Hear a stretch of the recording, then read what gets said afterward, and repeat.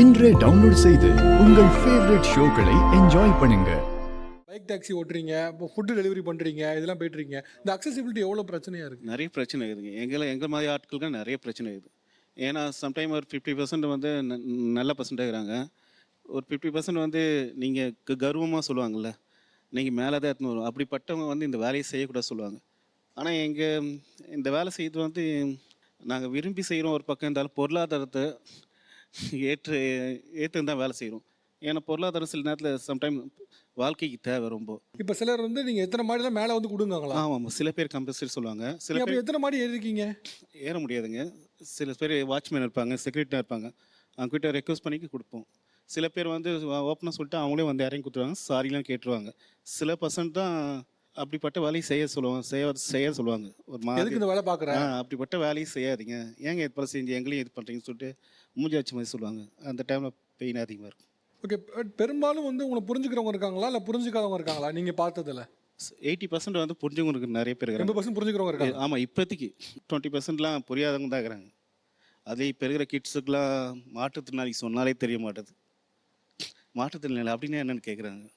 ஆக்சுவலாக இப்போ என்னென்னா இது போல் இப்போ ஃபுட் டெலிவரி ஆப்போ இதெல்லாம் வந்து படித்தவர்கள் தான் யூஸ் பண்ணுறாங்க பெரும்பாலும் அப்படிங்கிற மாதிரிலாம் ஒரு இமேஜ் இருக்குங்கப்போ, அதில் ஒரு 20% பேர் வந்து அவங்களோட வழியை புரிஞ்சுக்காம எத்தனை மாடி இருந்தால் என்ன வந்து கொடுக்குறது தானே அவங்க வேலை அப்படின்னு சொல்லி பேசுவது வந்து ரொம்ப அநாகரிகமானது, ஒரு மனிதாபிமானமே இல்லாத ஒரு விஷயம்.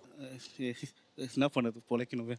நார்மல் காதல் அதுக்கும் எனக்கும் டிஃப்ரெண்ட் எப்படின்னு நான் சொல்கிறேன். நார்மல் காதலில் வந்து காதலன் வந்து 24 மணி நேரமும் அவர்கிட்ட பேசியே ஆகணும், காதலிக்கிறேன். எங்களுக்கு அந்த வாய்ப்பு இல்லை. அதே மாதிரி ஏதாவது ஒரு பொருள் வாங்கி கொடுத்து இம்ப்ரெஸ் பண்ணணும். எங்களுக்கும் இவருக்கு வேலை இல்லை, இன்னும் எனக்கு தேவையும் இல்லை. அப்படி இருக்கிற பட்சத்தில் எனக்காக ஒவ்வொரு இடத்துக்கு போகும்போது இந்த பேக்கெல்லாம் அவர் தான் வாங்கி கொடுத்தாரு.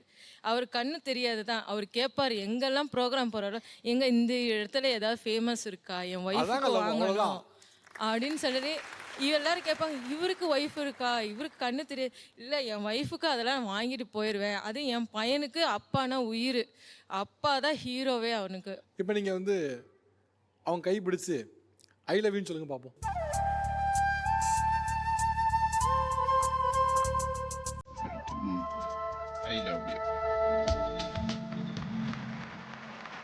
நீ காற்று நான் மலை பாட்டு இருக்குல்ல, அதை இப்ப பாட சொல்லுங்க.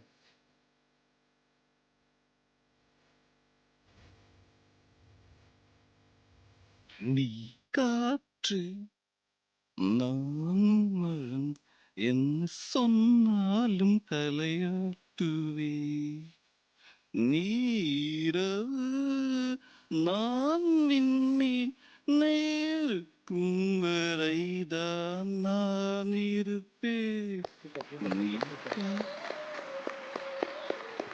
இப்போ எல்லாருமே நினைக்கிறது, நான் இப்போ ரீசெண்டாக ஒரு பெரிய ப்ராப்ளம் ஃபேஸ் பண்ணது, இவர் தான் என் ஃபேமிலிக்கு பிரெட் வின்னர்.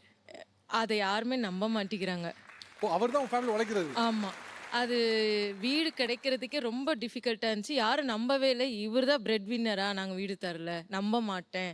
அதனால் ஒவ்வொரு தடவையும் நான் என்னோடய ரெஜிஸ்டர் மேரேஜ் சர்டிஃபிகேட்டும் எடுத்துகிட்டு போய் நிஜமாவே இவருக்கு நான் ஒய்ஃபு, இவர் தான் என்னோடய ஹஸ்பண்டு அப்படின்னு ஒவ்வொரு தடவையும் காட்டிக்கிட்டு தான் போகிற மாதிரி இருக்குது. அந்த ஒரு சேஞ்ச் தேவைப்படுது. ஏன்னா டெஃப் பிளைண்டுன்றது கட்டிக்க கூடாதுன்னு ஒன்றும் இல்லை, அவங்களுக்கும் ஆசை எல்லாமே இருக்குது. ஆனால் அது அமையிறது இல்லை. எல்லாத்துக்கும் ஒரு இலக்கணம் ஒன்று வச்சுருவோம். இதுனா இப்படி தான் இருக்கணும், அதுனா அப்படி தான் இருக்கணும். அப்படி காதலுக்கு ஒரு இலக்கணம் வச்சிடுறோம். என்னன்னா காதல்னா இது இவங்க தான் பண்ணுறது தான் காதல், அவங்க பண்ணுறது காதல் இல்லைன்னு.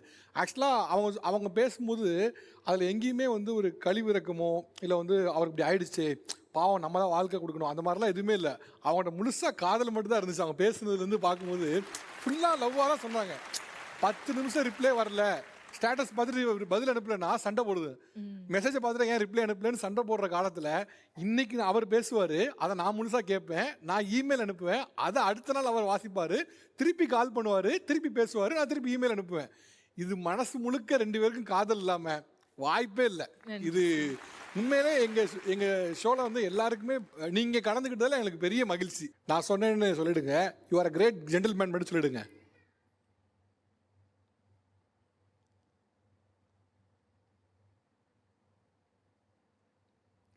தேங்க்யூ சார், தேங்க்யூமா. எனக்கு 1.5 வயசுல போலியோவால கால் போலியோ அட்டாக் ஆயிடுச்சு, கால் விழுந்துருச்சு. இந்த லெஃப்ட் ஹேண்டட் சுத்தமாக எனக்கு வரவே இல்லை. அதுக்கப்புறம் இப்போ எனக்கு மேரேஜ் வந்து 19 வயசில் மேரேஜ் பண்ணாங்க. அரேஞ்ச்டு மேரேஜ் தான். 5 வருஷம் தான் வாழ்ந்தேன். அதுக்கப்புறம் அவர் ஒரு இன்சிடெண்ட்டில் காலமாயிட்டார். அப்போ வந்து எனக்கு 23 வயசு. அவர் சாகும்போது 23 வயசு.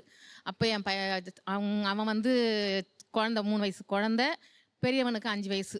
அப்போவும் எனக்கு கால் தாங்கி தாங்கி தான் நடப்பேன். எல்லாருமே சொன்னாங்க, இந்த மாதிரி வந்து பசங்க சின்ன சின்ன பசங்களாக இருக்காங்க, நீயும் சின்ன பொண்ணாக இருக்க, பசங்களை ஹாஸ்டலில் சேர்த்துருமா, நீ வந்து ஒரு லைஃப்பை பார்த்துக்க அப்படின்ட்டு. நான் அப்போவே முடிவு பண்ணிட்டேன் சார். எனக்கு செகண்ட் லைஃப் எனக்கு எதுவுமே வேண்டாம். என் பிள்ளைங்க தான் எனக்கு லைஃபு. என் பிள்ளைங்களை நான் எப்படியாவது கரை சேர்த்துடுவேன். எனக்கு வந்து என்னை வந்து டாமினேட் பண்ணுறதுக்கு யாருமே வேண்டாம். என்னை டாமினேட் பண்ணாதீங்க. நீ இப்படி இருக்கிற, நீ இந்த மாதிரி வாழவே, இந்த மாதிரி உன்னால் வாழ முடியாதுன்னு நீங்கள் யாரும் சொல்லாதீங்க. என்னால் வாழ முடியும், நான் வாழ்ந்து காட்டுறேன். என் பிள்ளைங்களை என்கிட்டே இருக்கட்டும், என்கிட்ட பிரிக்காதீங்க அப்படின்னு தான் நான் வந்து எல்லாருக்கிட்டையுமே சொல்லி என் பிள்ளைங்களை நான் வந்து வளர்த்தேன். கஷ்டப்பட்டு என் பிள்ளைங்களை ஓரளவுக்கு காப்பாற்றிட்டேன். இப்போ வந்து நடக்க முடியல, சுத்தமாக என்னால் நடக்க முடியல. நான் செப்பல் போட்டு கிட்டத்தட்ட 15-20 வருஷம் ஆச்சு. செருப்பு போட்டு நடக்க முடியாது. 25 வருஷம் சார் அவங்க காலில் செருப்பு போட்டு ஆகுது. 25 வருஷமா? 25 இயர்ஸ் ஆகுது. எனக்கு கிடைச்ச பெரிய பொக்கிஷம்னா எங்கள் அம்மா தான், எனக்கும் எங்கள் அண்ணனுக்கும். அடுத்த ஜென்மம்னு ஒன்று எனக்கு இருக்கான்னு தெரியல. அடுத்த ஜென்மத்தில் இருந்தால் எங்கள் அம்மாவுக்கு செருப்பாக பிறப்பேன். இந்த காலத்துலேயும் நான் அவங்களுக்கு செருப்பாக இருந்து அவங்கள லாஸ்ட் வரைக்கும் நானும் எங்கள் அண்ணனும் தாங்கணும்னு ஆசைப்பட்றேன் சார். ஒரு சின்ன gift மட்டும் எங்கள் அம்மாவுக்கு எடுத்துகிட்டு வந்திருக்கேன்.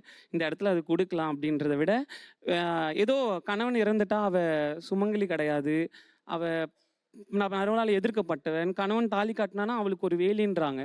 ஆனால் அவன் இறந்ததுக்கப்புறம் அந்த வேலையை எடுத்துடுறாங்க. அவள் அப்போ எப்படி சார் வாழ முடியும்? சின்ன வயசில் அவ்வளோ அழகாக எங்கள் அம்மாவை அலங்கரிச்சு அப்படி பார்த்தவங்க 25 வருஷமாக இந்த மெரூன் கலர் பெட்டு வைக்க அங்கே அழுவாங்க. ஒரு தலையில் பூ வைக்க அவங்களுக்கு அவ்வளோ பிடிக்கும் சின்ன வயசுல. ஆனால் வைக்கக்கூடாது. கேட்டால் உலகம் உன்னை தப்பாக பேசும். நாங்கள் சொல்கிறோம், இந்த உலகத்தில் உண்மையான தெய்வம் அம்மா அப்பா தான் சார். நான் 25 வருஷமாக அவங்களுக்கு தலையில் பூ வைக்கிற அந்த பாக்கியம் கிடையாது சார். ஒரு மகனாக நான் அவங்களுக்கு அதை வச்சு இங்கே இருக்கிற எல்லா சிங்கிள் பேரண்ட்டோட சார்பாக நான்